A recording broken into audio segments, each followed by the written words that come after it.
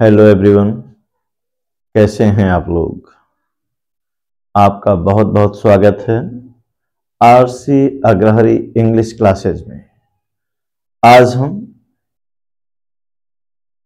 हम English learning व passage comprehension के बेसिक फैक्ट्स टेंसेस पर चर्चा करेंगे। आज हम लोग देख रहे हैं पास्ट इंडेफिनिट टेंस।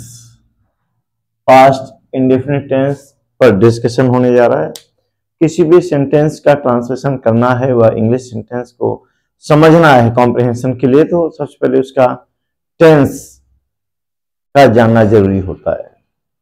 यदि आप ट्रांसलेशन करना चाहते हैं किसी सेंटेंस का, तो याद रहे जिन सेंटेंसेस के अंत में ता था, ती थी, ते थे आएंगे या फिर आ, ई या ए आएंगे, तो ऐसे सेंटेंसेस पास्ट इंडेफिनिट टेंस के सेंटेंस होते हैं। हाँ, मैं आपको बता दूं, जब आ, ई, ए आते हैं तो ये मोस्टली मात्राओं के रूप में आते हैं। बाकी ता था, ती थी, ते थे ये वर्ब के लास्ट में जुड़ा होता है और आप पहचानेंगे ये पास्ट इंडेफिनिट टेंस का वो सेंटेंस होगा जिनके अंत में ये पहचान मिलेगी। अब हम बात करते हैं हेल्पिंग वर्ब पर। हेल्पिंग वर्ब इसका डिड होता है और याद रहे डिड का प्रयोग आप केवल सिंपल सेंटेंस के साथ करते हैं। वर्ब डिड होता है और इसका यूज आप सिंपल सेंटेंस के साथ नहीं करते, बल्कि डिड का प्रयोग केवल नेगेटिव और इंटेरोगेटिव सेंटेंस के साथ किया जाता है। आइए वर्ब की फॉर्म पर चर्चा कर लें। वर्ब की सेकंड फॉर्म अप्लाई होती है, वो भी केवल सिंपल सेंटेंस के साथ सेकंड फॉर्म रखती है। इसमें वर्ब की फर्स्ट फॉर्म भी अप्लाई किया जाता है, वो नेगेटिव और इंटेरोगेटिव सेंटेंस के साथ आप करते हैं। हाँ, मैं आपको बता दूं कि ऐसे सेंटेंसेस जिनमें हु या नेवर शब्द आते हैं, तो इनका ट्रांसलेशन आप सिंपल सेंटेंस की तरह करते हैं। कहने का आशय यह है, अर्थात सिंपल सेंटेंस की तरह करने का मीनिंग यह है कि आप हेल्पिंग वर्ब का प्रयोग नहीं करते, बल्कि ऐसे सेंटेंसेस में वर्ब की सेकंड फॉर्म प्रयोग में लाई जाती है। समझ रहे होंगे, आप जब पास्ट इंडेफिनिट का सिंपल सेंटेंस का ट्रांसलेशन कर रहे होते हैं, तो इसमें आप हेल्पिंग वर्ब का प्रयोग नहीं करते, वर्ब की सेकंड फॉर्म का प्रयोग करते हैं। और ऐसा ही होता है तब जब सेंटेंस भले ही आपका नेगेटिव व इंट्रोगेटिव लगे। यानी कि मैं बात कर रहा हूं, जब पास्ट इंडेफिनिट में नेवर आएगा या हु आएगा, तो इस प्रकार के सेंटेंसेस का ट्रांसलेशन भी आप सिंपल सेंटेंस की तरह ही करते हैं। कहने का आशय ये कि हु व नेवर के साथ भी आप हेल्पिंग वर्ब का प्रयोग नहीं करते, बल्कि वर्ब का सेकंड फॉर्म प्रयोग की जाती है। आप देख रहे हैं एग्जाम्पल, यहां पर एग्जाम्पल है, विनायक ने कभी कोई गलती नहीं की।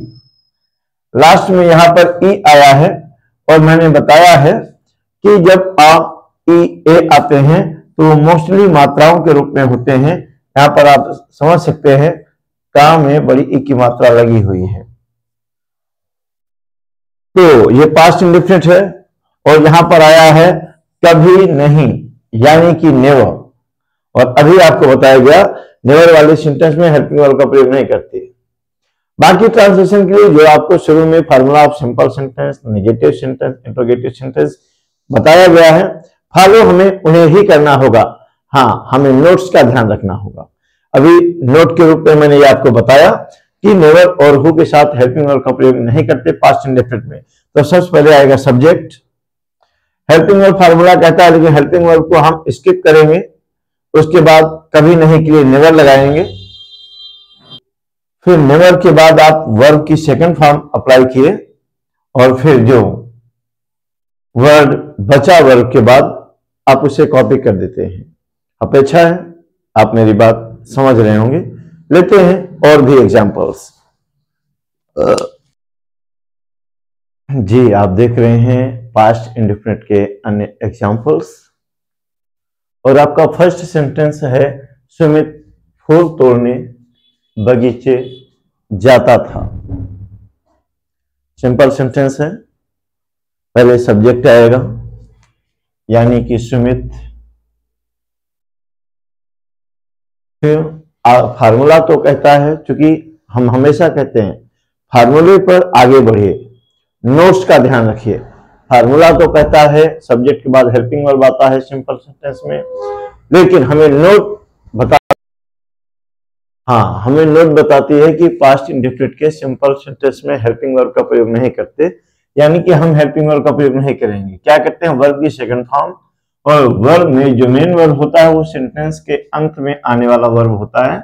जाना है सेकंड फॉर्म वेंट हो गया। फिर ऑब्जेक्ट आएगा, मैंने आपको बताया था ऐसा शब्द जिसके बाद को का चिन्ह जाएगा वो ऑब्जेक्ट होता है। बगीचे को, तो गो वेंट गॉन के बाद हमेशा टू लगता है। उसके बाद आप गार्डन करते हैं, सुमित वेंट टू गार्डन। अब आप इसे जिरंड बनाएंगे, क्योंकि दूसरे वर्ब को जब भी हम ऑब्जेक्ट के बाद रखते हैं तो मोस्टली उसे आप जिरंड बनाते हैं। फॉर लगाते हैं जिरंड के लिए, और वर्ब में आईएनजी लगाते हैं।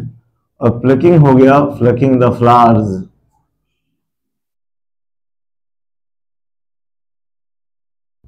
ये अपेक्षा है ये बात आपको क्लियर हो गई होगी। अब हम देखते हैं राधे मुझसे मिलने यहां नहीं आया। ये है नेगेटिव सेंटेंस, और नेगेटिव सेंटेंस में हम फार्मूला लगाएंगे। पहले आता है सब्जेक्ट, और सब्जेक्ट है आपका राधे, और हेल्पिंग वर्ब आएगा। पास्ट इंडेफिनिट का हेल्पिंग वर्ब होता है डिड, देन नॉट आता है। फिर हम मेन वर्ब लगाते हैं, मेन वर्ब कम है, और फिर दूसरा वर्ब है, दूसरा वर्ब है मुझसे मिलना, मुझसे मिलना। ये दूसरा वर्ब है, तो दूसरे वर्ब को आप इंफिनिटिव बनाते हैं, टू मीट मी हेयर, यानी कि हो गया Radhe did not come to meet me here. अब आप थर्ड सेंटेंस की बात कर रहे हैं। थर्ड सेंटेंस में यहां पर आया है कभी नहीं, और आपने कभी नहीं का भी नोट सुना होगा कि जहां पर कभी नहीं यानी कि नेवर आता है वहां पे हम हेल्पिंग वर्ब का प्रयोग नहीं करते, बल्कि वर्ब का सेकंड फॉर्म लगाते हैं। आइए हम ट्रांसलेशन करते हैं। ये सब्जेक्ट है इसका, मैंने यानी कि आई। हेल्पिंग वर्ब लगेगा नहीं, आप नेवर का यूज करेंगे। नेवर के बाद आप लगाते हैं मेन वर्ब। मेन वर्ब है देखना, देखना मीन्स सी, और वर्ब का सेकंड फॉर्म आप नेवर के साथ लगाते हैं। I never saw him, object है हिम बिफोर। इस तरीके से ये आपका थर्ड सेंटेंस का ट्रांसलेशन हो चुका है। अब फोर्थ सेंटेंस देख रहे हैं, और उसमें है आपकी मदद किसने की। किसने, ये इंट्रोगेटिव सेंटेंस है, और किसने की अंग्रेजी हु होती है। और जैसे आपने हु यूज किया तो आप तुरंत आपको माइंड में स्ट्राइक करना चाहिए कि हु के साथ भी हेल्पिंग वर्ब का प्रयोग नहीं करते, बल्कि वर्ब की सेकंड फॉर्म लगाते हैं। और हु के साथ सब्जेक्ट होता नहीं है, हम फार्मूला फॉलो करेंगे इंट्रोगेटिव का ही। क्वेश्चन वर्ड आया, हेल्पिंग वर्ब लगता नहीं है, फिर सब्जेक्ट आएगा। हु के साथ मोस्टली सब्जेक्ट होता नहीं है, आया मेन वर्ब, और मेन वर्ब है मदद करना, और वर्ब की सेकंड फॉर्म आप लगाते हैं हु के साथ भी, हु हेल्प्ड यू। इस तरीके से ये आपका इंटरोगेटिव सेंटेंस बन चुका है।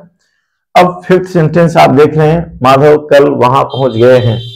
आप देख रहे हैं फिफ्थ सेंटेंस है माधव कल वहां पहुंच गए हैं। मैं बता दूं, पहचान में देखेंगे तो ये प्रेजेंट परफेक्ट दिख रहा है, क्योंकि आ है, ई है, ए है, आया है। लेकिन मैं बता दूं, जब भी किसी भी सेंटेंस में यस्टरडे आएगा या लास्ट डे आएगा, वो हमेशा पास्ट इंडेफिनिट से बनेगा। वो कोई भी टेंस क्यों ना दिखे, उस हाल पर उसकी जो पहचान होती है वो गौण हो जाती है, मतलब पहचान पर ध्यान नहीं देते। अगर बीते हुए कल की बात है तो यस्टरडे आएगा, लास्ट डे आएगा तो हमेशा पास्ट इंडेफिनिट से बनेगा। यहां विकल्प की बात हुई है, बीते हुए कल की बात हुई है, यस्टरडे, तो हम इसे भी पास्ट इंडेफिनिट से बनाएंगे। और सब्जेक्ट है माधव, माधव। हेल्पिंग वर्ब लगता नहीं है, मेन वर्ब की सेकंड फॉर्म लगाएंगे, वेंट, नहीं पहुंच गए हैं, तो पहुंचना रीच होता है, रीच का सेकंड फॉर्म लगाएंगे, रीच्ड देयर, यस्टरडे हो जाएगा। अच्छा है, आप मेरी बात समझ रहे होंगे। अब आपको हम देखते हैं नेक्स्ट सेंटेंस। आपको पहले से ही कौन नहीं जानता था, ये इंटेरोगेटिव है, और इंटेरोगेटिव है कौन आया है, यानी कि सबसे पहले हु करेंगे। लेकिन जब हु वाले सेंटेंस में नहीं आता है तो आप हेल्पिंग वर्ब का यूज करते हैं। मैंने बताया है जब केवल हु का प्रयोग होगा, नहीं का नहीं, नॉट या नेवर नहीं आएगा हु के साथ, तो आप इसे सिंपल सेंटेंस की तरह करते हैं, अर्थात हेल्पिंग वर्ब नहीं लगाते बल्कि वर्ब की सेकंड फॉर्म लगाते हैं। लेकिन जब हु के साथ नॉट का प्रयोग होगा तो ये पूरा इंटेरोगेटिव फार्मूले से चलेगा और यहां पर वर्ब की फर्स्ट फॉर्म भी लगेगी। आइए देखते हैं, ये क्वेश्चन मार्क हो गया, फिर हेल्पिंग वर्ब होगा यानी कि पास्ट इंडेफिनिट है, डेट लगाएंगे, फिर सब्जेक्ट होता है, सब्जेक्ट हु के साथ मोस्टली होता नहीं है तो सब्जेक्ट है नहीं, क्वेश्चन वर्ड हुआ, हेल्पिंग वर्ब हुआ, सब्जेक्ट है नहीं, फिर नॉट लगाएंगे, नॉट।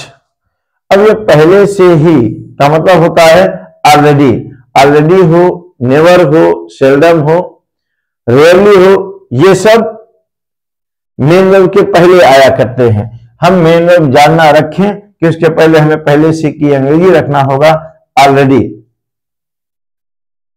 ऑलरेडी नो वर्ब की फर्स्ट फॉर्म, क्योंकि ये इंट्रोगेटिव फार्मूले पर बन रहा है, क्योंकि ये हु के साथ नहीं भी आया है, नो यू। इस तरीके से ये इंटेरोगेटिव सेंटेंस बन गया। अपेक्षा है आपको मेरी ये बातें समझ में आई होंगी। हाँ, आपसे अपील कि अगर आपको ये वीडियो पसंद आया और अगर आप चाहते हैं कि ऐसे ही वीडियो हम आप तक पहुंचाते रहें तो आप चैनल को सब्सक्राइब करना ना भूलें, और वीडियो पसंद है तो बिल्कुल लाइक करें, सब्सक्राइब करें। Thank you.